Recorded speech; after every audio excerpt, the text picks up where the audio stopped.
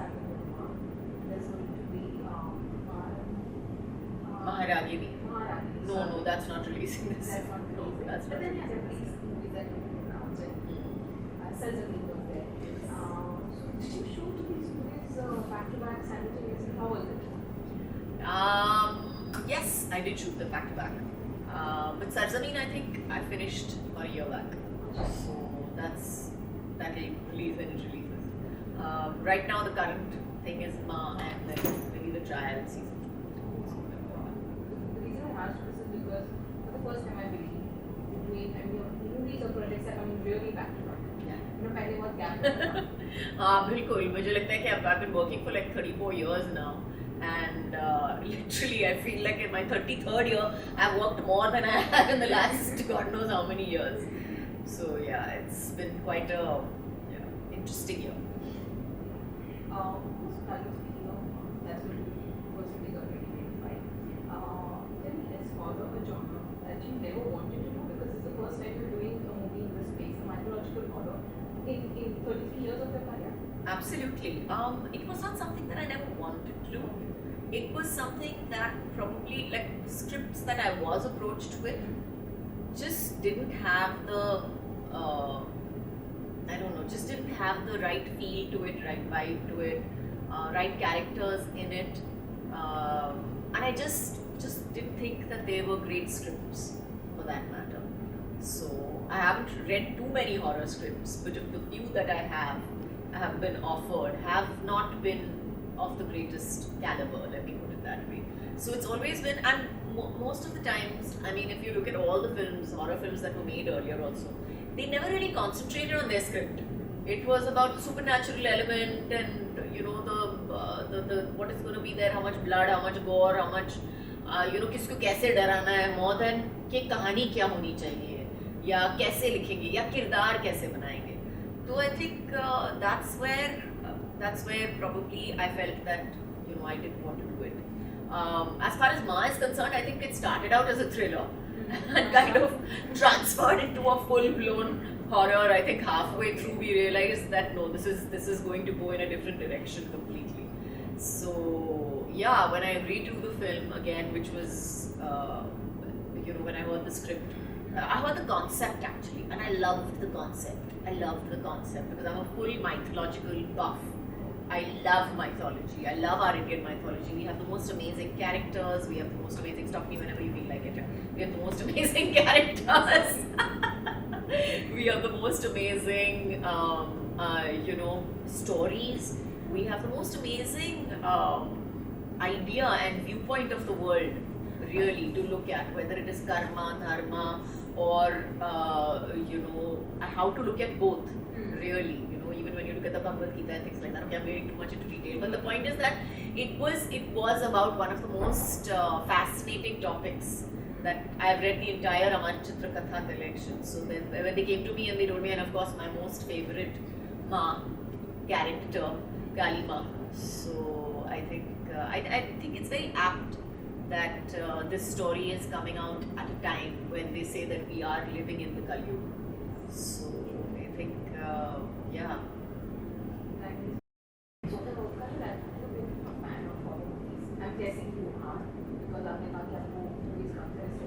Then you were looking for something that would really fit in. I'm actually not a fan of horror films at all.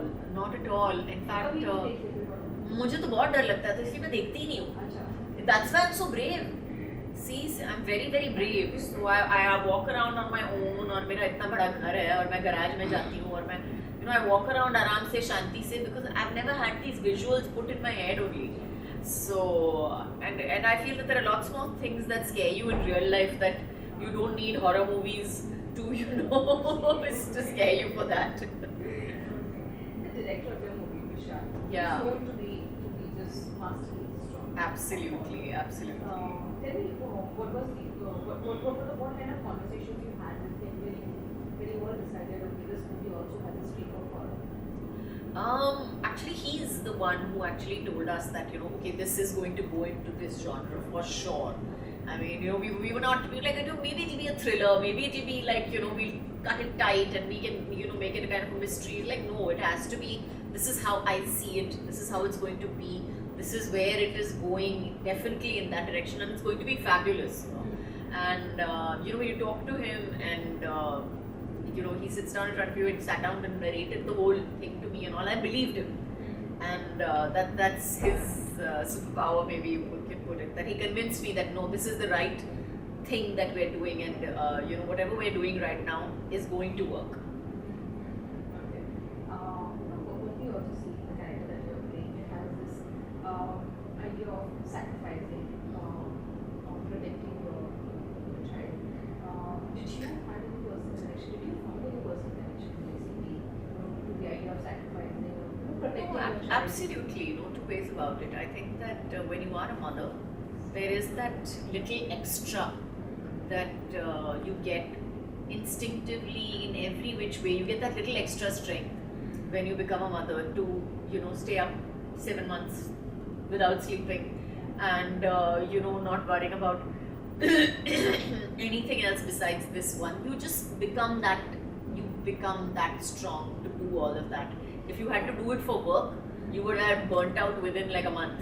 But no, because it's your child and it's that important to you, you stick it out for 6 months, 7 months, however long it takes for the child to become okay, or for the child to grow up a little bit, grow up enough.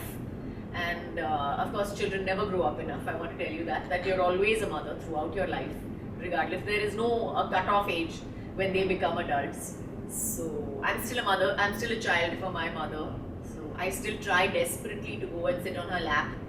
Yeah, but now my mom just looks at me, she's like, no chance. You're too big, you're too heavy, I can't manage it. Did you tear up while filming? Did you have those emotional moments? I did actually. There are certain parts in the film when, you know, when you think of your daughter being like absolutely, you know, taken away from you, and that feeling that you have of, I think it's probably every parent's nightmare, really.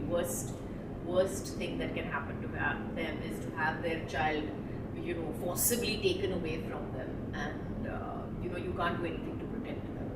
I think that's every parent's nightmare. So I think it's something that really like kind of gave me goosebumps even when I was performing on screen.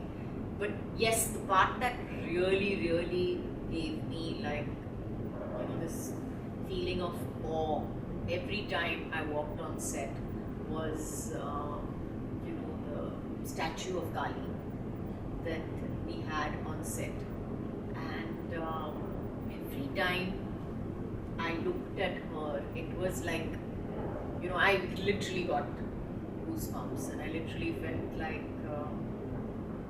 she's standing there, she's watching us, we better do a good job. Yeah, we can't screw this up, you know, you better do your best and try your hardest, and you know, she's watching you. So yeah. Actually, it's whenever you go, when he's directing or producing or what is the creative process there? I mean, do you both basically? There's a difference of opinion. If you like certain things and he has his own way, how do you come to a conclusion? I think most of the times what we do is we sit down, either I convince him or he convinces me. So we are clear about that. So and most of the times I have to give that to him is that he thinks like a director.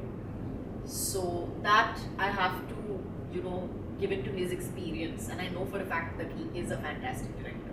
So he's not going to go very wrong, and as we know from his track record, he makes really good movies. So I have to give him that. Where I feel like I'm not completely convinced, I will have to take that chance that yes, he knows what he's doing at least. Yeah. So that's a very creative person. Absolutely. And I think even in this movie, he's a great producer that way, I would say, because he's not only involved, you know, as far as script level is concerned, but even you know, even the VFX and you know, the action and things like that. So he did shoot parts of the climax as well. So just because he had an idea of what the VFX should look like, and VFX is a different way of shooting. You have to be a lot more than just tech savvy to shoot VFX. Now we're really far ahead of times. Yes. When it comes to VFX and Absolutely, technology. absolutely. Cultural movies is released in theaters. At a time when there is an audience and there is an appetite for horror movies. I mean, people are receptive to watch movies, different kind of horror movies. But again, the theater business is kind of unshaped right now. Do you think the theaters are losing its charm, or what do you think? I don't think I don't think you can ever lose your charm, because I think to watch a movie in a theater is an experience. It is definitely an experience. It's something that there's a certain magic to cinema that I don't think we've lost yet.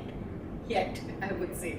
But yes, I mean, I do think that OTT is a big, market, and so yes, we need to up our game, and we need to make better films, and we need to make films that are on par with international films as well, because everybody's watching everything. So yeah, we can't get away with just bad whatever. We have a much higher standard to look up to. The very last release released on OTT received great response. When it comes to female-led movies having theatrical release, do you think the scenario has changed for the better? I mean, getting maybe more screens. I think it's not coming in about large numbers. whether it is. I don't think it's anymore about who's leading a film anymore. It is about cinema. It's about the presentation. It's about what you're bringing to the audience. It has to do with the content. It is a lot to do with the content, I would say. Yes, of course it matters if you have a star leading it or not. It does matter. But as we know from experience, you have a lot of people who have big stars also, and their films haven't done well. So that means that it has gone back to content. It has gone back to content being king, and content being, you need it to be presented well and done on that level for people to want to come to theaters and watch it. Press conference, Arjun had said that this movie is in background of Shaitan. I know this whole universe that It's is the- yeah. Shaitan. Has there been a discussion about taking this movie ahead, or is there any other movie being planned in this universe with you? As of now, no. As of now, no. Like I said, we are waiting for the film to come and drop down, and God willing, everything, Ma willing, everything will work out beautifully, and the film is going to do fantastically well and amazingly well. Is doing fantastically well and amazingly well. All the affirmations, manifestations, everything that I can think of at this point of time. But yeah, that's a story. That's a story. Maybe that'll happen 3-4 months down the line. Right. What other than the making of those three movies that you did back to back? Tell me, when you were working back in the 90s, a lot of work that you were doing. How was the scenario on set? You talked about work-life balance and all of that. And you have always been, always advocated for that. You've always said that it's really important to give that importance to your personal life as well. Were there any such concerns that you had back then as female actors, specifically on how the set is, how is the working condition, how is the working scenario? Basically, even on the number of hours that a female actor is often saying. Today we speak about 8-hour shift and all of that. Honestly, I always worked like that. I always operated like that. So I was one of the few people, I think, who worked on one film at a time. I didn't do 4 films at the same time or anything like that. I used to finish one film, then start another film. So I was like that. I didn't work, 20 hours and 30 hours and back-to-backs. I never did that. I was always very clear that, we will work a certain amount only, and my mom also backed me up. My mom backed me up big time on it. So yeah, and so I was always like that. And as far as 8-hour shifts are concerned, etc., I think that after I had my daughter, I remember having this discussion, and I think most producers are so they don't even think twice. In fact, they are the people who turn around. I remember shooting for Yumi or Hum also at that point of time, and my dad was in hospital at that time, and Nissa was, I think, 2, so it was a double whammy. But Ajay being producer and whatever, but he managed it. Worked around it to make sure that I went home early, so that I could go to the hospital, so that I could get home in time, and manage that work-life balance, as you put it. And even where Fana is concerned, whether it's so everybody just works around you very, very comfortably without kind of making it an issue or even writing it in the contract for that matter. So yeah, I've had wonderful experiences, and most of the times people, I mean, yeah, they do. They work around. But the industry has always been criticized for being not just film industry, but in general we see that happening everywhere. Kajol, is there anything that you would I think like- the work industry Work itself industry is male dominated, I would For say. sure. Yeah. Is there anything that you would want to change specifically with regards to women working in it? Ah. When it comes to the movie industry. Well, I know I did read recently that there's a whole, I think the Supreme Court has ruled that that you have there's a ruling, right? It was the Supreme Court, if I'm not mistaken, saying that now paternity leave for women is yeah, exactly. So I think everybody is on the same board, that we don't need to be considered a different species just because we have children. And it's becoming normalized.